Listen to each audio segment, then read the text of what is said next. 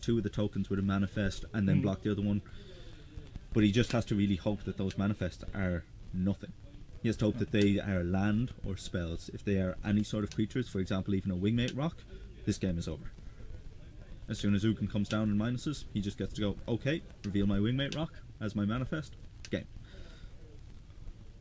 Yeah, can't deal with flyer. I think that they're totting up how much life is lost from the land.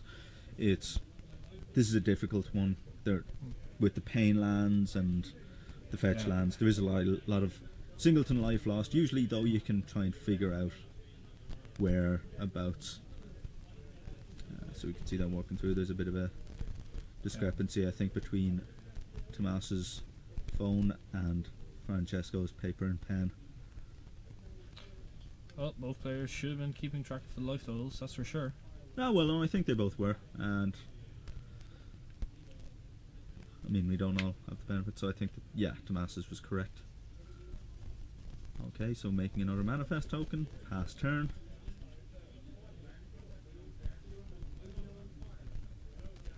Go. Okay.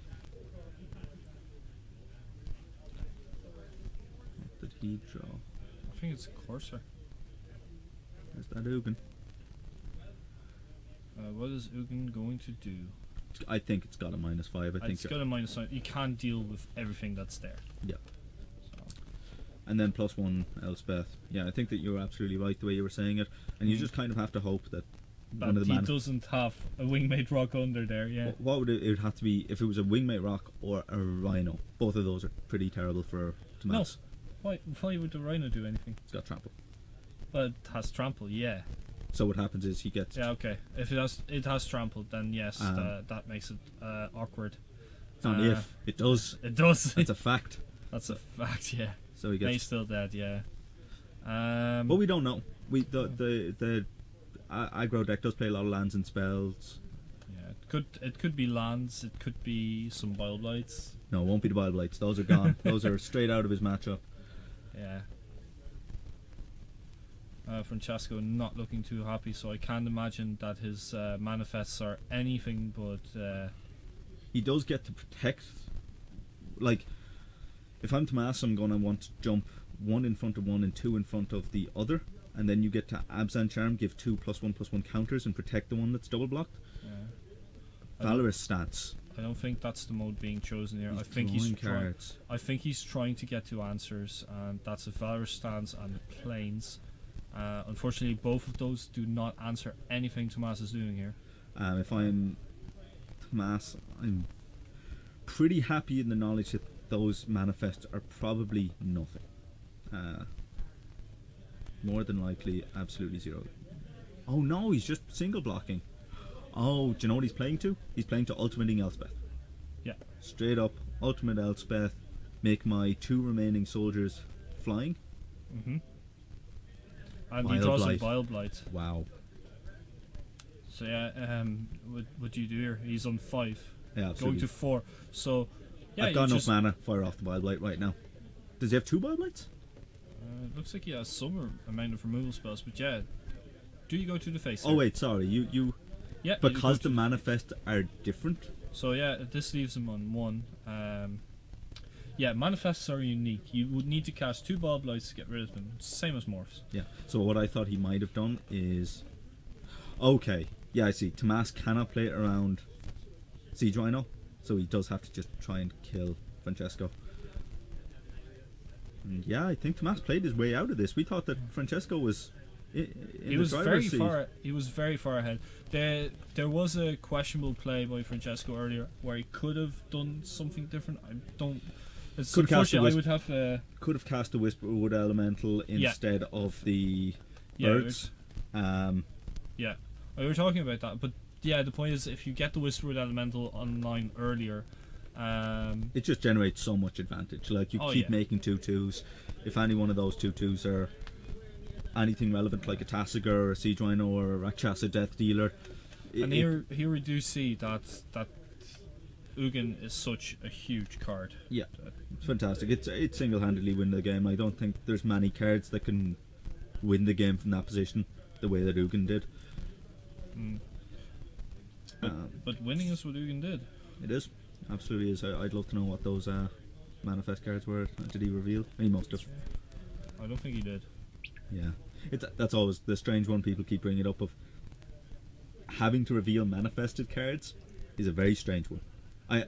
To a degree I kind of understand, but to another degree I'm like, the only thing it could be that's the card size and could fit in the sleeve is if you had a token in your main deck and you were trying to hide it by manifesting it and just like, oh, it's manifested, it's gone. Or you could be like at the Kansas Tarkir pre-release, and it's very late and you're very tired and you accidentally morph a land from your hand while you have no morph spells. Oh, sure. Yeah, no, the difference between morph and manifest, that's fine, yeah, but if it's manifested... Manifesting, yeah, you have to be careful with these absolutely mechanics.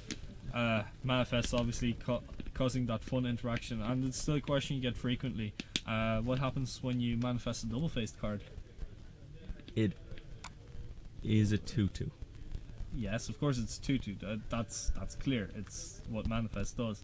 But what is it? It's a Delver's Secrets being manifested. What is it? It's just a 2/2 manifest, isn't it? Yeah, of course it is. But why? I don't know why. I don't know why it's not an insectile aberration.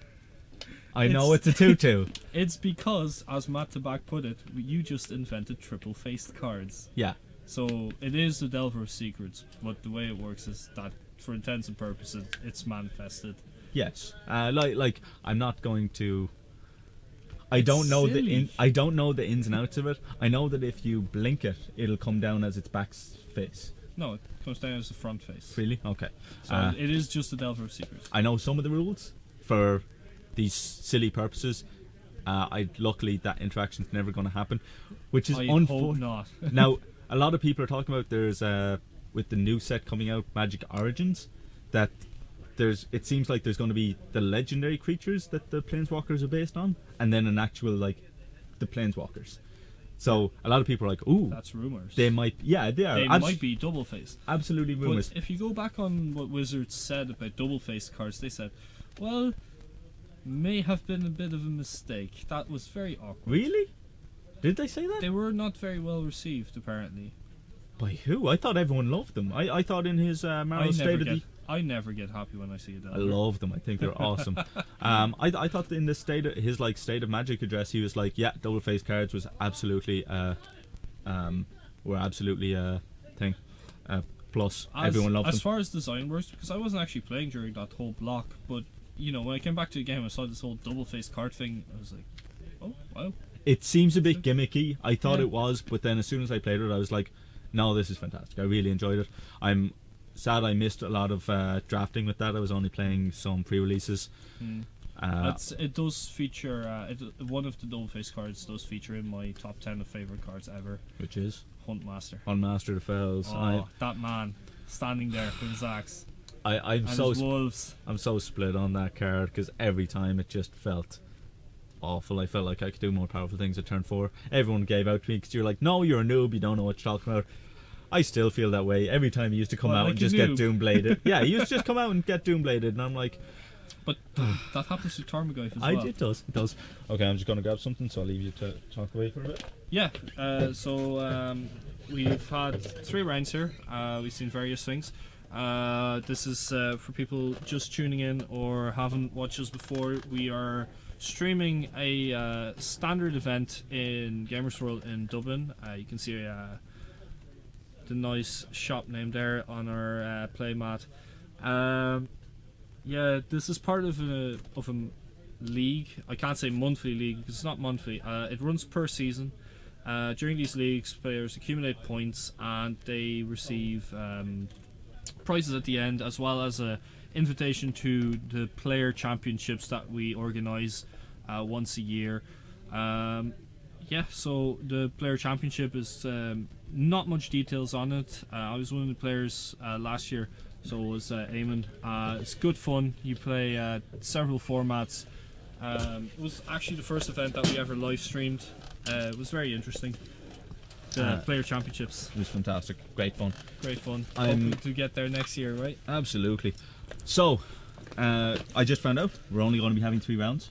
Oh yes, we are only going to be having 3 rounds. Unfortunately, because our modern events are being quite successful, we've had over 20 players here every week so far that we've been streaming.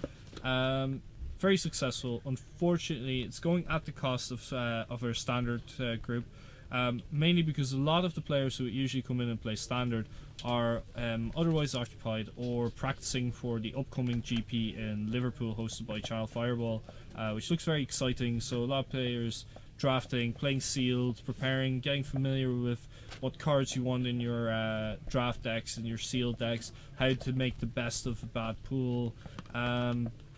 So yeah, but yeah, we really recommend you coming down here. We're in Gamersworld in Dublin.